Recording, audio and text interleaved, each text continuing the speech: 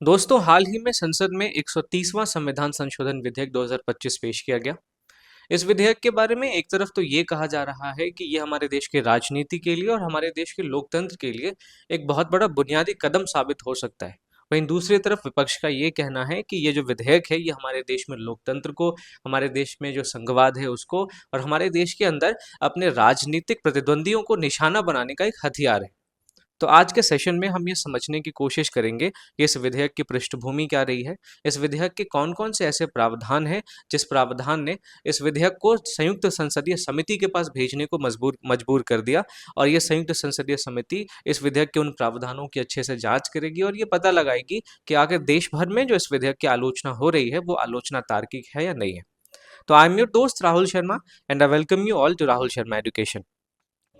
दोस्तों, सबसे पहले तो हम इस विधेयक को लाने के पीछे की पृष्ठभूमि क्या है इसको समझते हैं। दोस्तों, हमेशा से स्वतंत्रता के बाद हम देखते हैं कि भारत में राजनीति का अपराधीकरण एक गंभीर समस्या रही है। इसका अंदाजा आप इस बात से लगा सकते हैं कि 2024 में जो लोकसभा चुनाव हुआ था, उस लोकसभा चुनाव में 543 सांसदों में से 251 सांसद ऐसे थे जिन पर किसी न किसी प्रकार के आपराधिक मामले चल रहे थे। 2019 में ये आंकड़ा 43% था, 2014 में ये आंकड़ा 34% था और 2009 के चुनाव में ये आंकड़ा 30% था।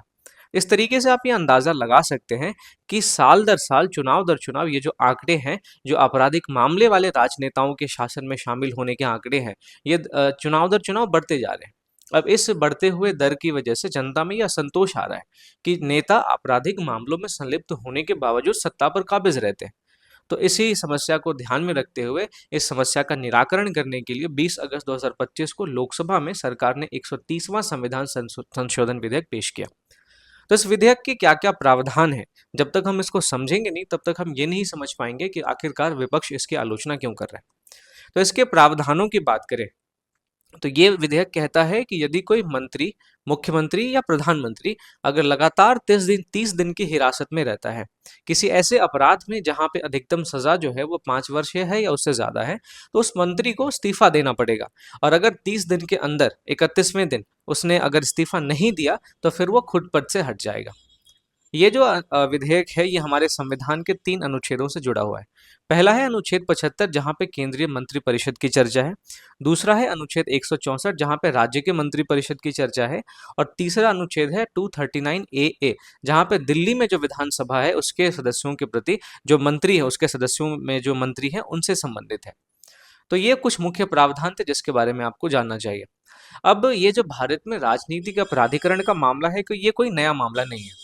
हमारे देश के न्यायालय ने भी इस मामले को जोर शोर से कई बार उठाया है और न्यायालय ने तो अपने कई सारे निर्णयों में इस बात को स्थापित करने की कोशिश की है कि शासन में संवैधानिक नैतिकता को बनाए रखा जाए। जो संवैधानिक नैतिकता है और जवाबदेही है ये हमारे लोकतंत्र का मूल तत्व है। तो हम एक एक करके देखते हैं कि कौन से केस में सुप्रीम कोर्ट ने क्या कहा। शमशेर सिंह केस 1974 में सुप्रीम कोर्ट ने कहा कि राष्ट्रपति और राज्यपाल के पास किसी भी मंत्री को उसके पद से हटाने की जो शक्ति है वो संवैधानिक नैतिकता से सीमित है। क्योंकि आपको पता होना चाहिए कि राष्ट्रपति केवल प्राइम मिनिस्टर की सिफारिश के आधार पे ही और राज्यपाल केवल चीफ मिनिस्टर की सिफारिश के आधार पे ही किसी मंत्री को हटा सकता है। फिर एसआर बोम्मई केस में 1994 में सुप्रीम कोर्ट ने ये कहा कि हमारे देश में जो संवैधानिक नैतिकता है और जो जवाबदेही है ये लोकतंत्र का मूल तत्व है, इसको बना के रखना चाहिए। 2013 में लिली थॉमस केस में सुप्रीम कोर्ट ने कहा कि अगर कोई सांसद या विधायक दोष सिद्ध हो जाता है, यानी उस पर जो भी क्राइम का आरोप लगाया गया, अगर वो आरोप सिद्ध हो जाता है तो उसकी सदस्यता समाप्त हो जानी चाहिए। मनोज नरोला केस 2014 में भी सुप्रीम कोर्ट ने सरकार को ये हिदायत दी कि जो गंभीर अपराधी हैं उनको मंत्री नहीं बनाया जाए। तो गंभीर अपराधियों के मंत्री बनाने पर भी सुप्रीम कोर्ट ने आपत्ति जाहिर की थी। तो ये जो विधेयक है, ये विधेयक पहले की स्थिति से कैसे अलग है, हम इस अंतर को समझने की कोशिश करते हैं। वर्तमान में दोस्तों आप देखेंगे जो आरपीए एक्ट है 1951 का, ये आरपीए एक्ट कहता है कि अगर संसद के किसी भी सदस्य सदस्य पर दोष सिद्धि का जो आरोप है, माफ कीजिएगा, जो भी आरोप है अगर वो दोष सिद्ध हो जाता है तो जाके उस संसद को अयोग्य घोषित ठहराया जा सकता है। लेकिन वर्तमान में ये जो विधेयक 130वां संविधान संशोधन विधेयक लाया गया है वो केवल इस बात पर उसके किसी संसद सदस्य को अयोग्य ठहरा सकता है कि वो केवल 30 दिन तक हिरासत में रहा हो, यानी कि उस संसद सदस्य के निर्दोष होने का कोई भी लेना देना नहीं है। भले ही उस 30 दिन हिरासत में रहने जाने के बाद अगर किसी संसद सदस्य को निर्दोष घोषित कर दिया जाए, तो इससे इस विधेयक में कोई फर्क नहीं पड़ता। ये विधेयक केवल और केवल हिरासत में रखने के आधार पर भी किसी भी मंत्री को अपनी सदस्यता छोड़ने का विकल्प प्रस्तुत करता है। तो दोस्तों, इस विधेयक के एक तो फायदे तो हैं।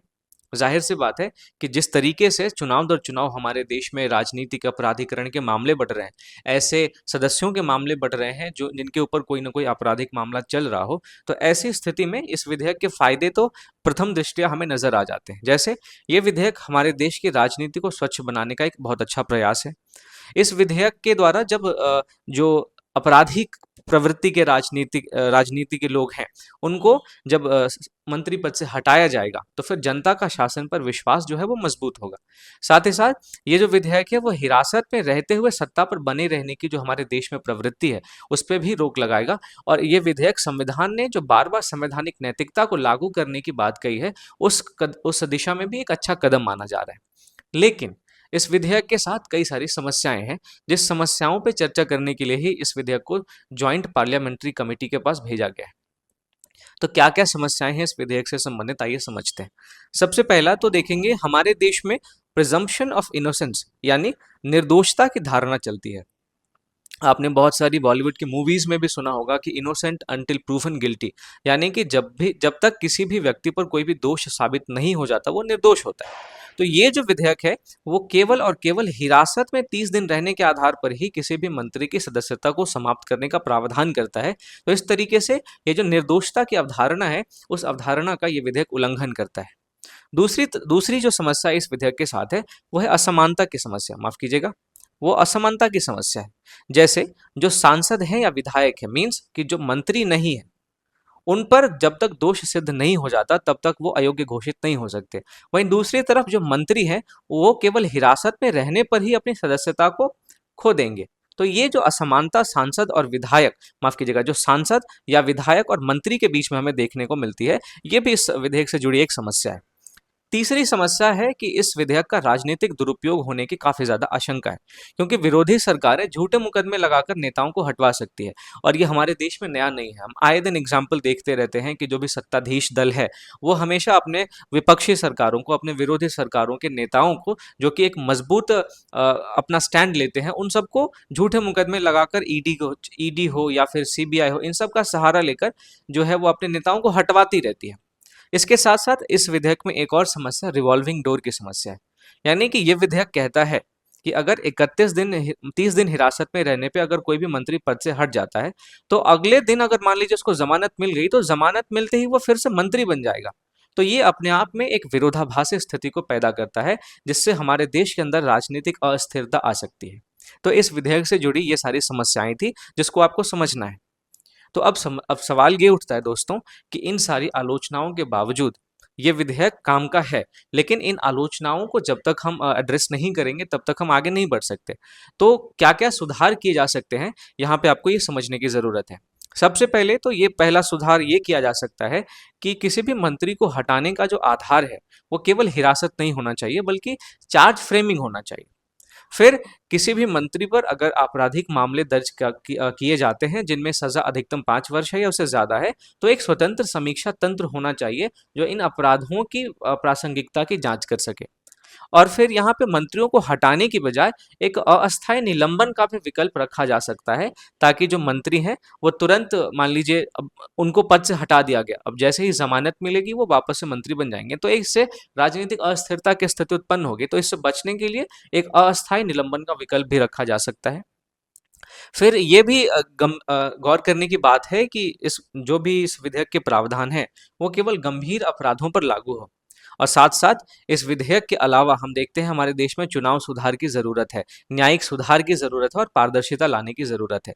चुनाव सुधार की जरूरत इसलिए है दोस्तों क्योंकि आप देखिए 543 में से अगर 251 के खिलाफ आपराधिक मामले दर्ज हैं, और आपको ध्यान होना चाहिए कि जब भी कोई प्रत्याशी चुनाव लड़ता है तो उसे अपने खिलाफ जो भी आपराधिक मामले दर्ज हैं उसके बारे में चुनाव आयोग को बताना पड़ता है।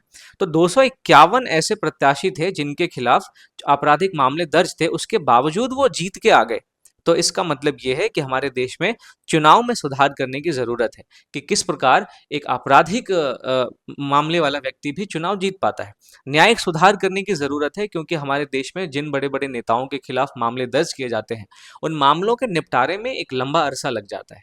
तो न्यायिक सुधार की भी ज़रूरत है और हमारे देश के अंदर पारदर्शिता भी लाना ज़रूरी है। तो दोस्तों इस पूरी चर्चा का हम निष्कर्ष ये निकाल सकते हैं कि ये जो विधेयक लाया गया है, ये बिल्कुल साहसी है, बिल्कुल नैतिक राजनीति की दिशा में एक अच्छा कदम है। लेकिन इस विधेयक का जो वर्तमान स्वरूप है, वो वर्तमान स्वरूप एक समस्या पैदा करता है। ये हमारे संवैधानिक संतुलन को, हमारे देश के अंदर जो प्रिजम्पशन ऑफ इनोसेंस की अवधारणा है उसको और हमारे देश में शासन की स्थिरता को खतरे में डालता है। तो इसका समाधान ये है कि इस विधेयक पे पर्याप्त चर्चा हो। इस विधेयक को अभी जॉइंट पार्लियामेंट्री कमेटी यानी संयुक्त संसदीय समिति के पास भेजा गया है। तो इस पे एक संतुलित दृष्टिकोण अपनाया जाना चाहिए। न्यायिक पड़ाव के बाद हटाने का विकल्प रखा जाना चाहिए। इस विधेयक के लिए एक स्वतंत्र समीक्षा तंत्र स्थापित किया जाना चाहिए, जो केवल गंभीर अपराधों पर ही लागू होगी। तो इन सब कदमों के माध्यम से हम इस विधेयक को एक अच्छे तरीके से अपने देश में लागू कर सकते हैं और हमारे देश में पिछले कई दशकों से जो राजनीतिक अपराधीकरण की समस्या रही है, इस समस्या का बेहतर तरीके से निराकरण कर सकते हैं। तो इस पूरी चर्चा के आधार पे दोस्तों आप इस यूपीएससी मेंस के प्रश्न का उत्तर लिख के मेरे यूपीएससी आंसर राइटिंग वाले ग्रुप में भी पोस्ट कर सकते हैं। सवाल है कि 130वां संविधान संशोधन विधेयक राजनीति को स्वच्छ बनाने की दिशा में एक कदम है, किंतु यह निर्दोषता की धारणा और शासन की स्थिरता के लिए चुनौतीपूर्ण भी है। विवेचना कीजिए। दोस्तों, जाने से पहले अगर अभी तक आपने इस वीडियो को लाइक नहीं किया है तो प्लीज़ लाइक करें, शेयर करें और मेरे चैनल को सब्सक्राइब नहीं किया है तो सब्सक्राइब करें।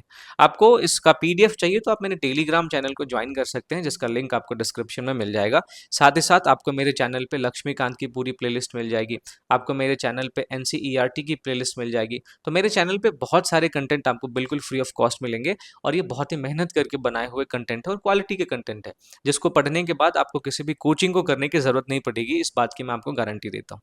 तो मिलता हूँ आपसे अगली वीडियो में, तब तक के लिए थैंक्स फॉर वॉचिंग।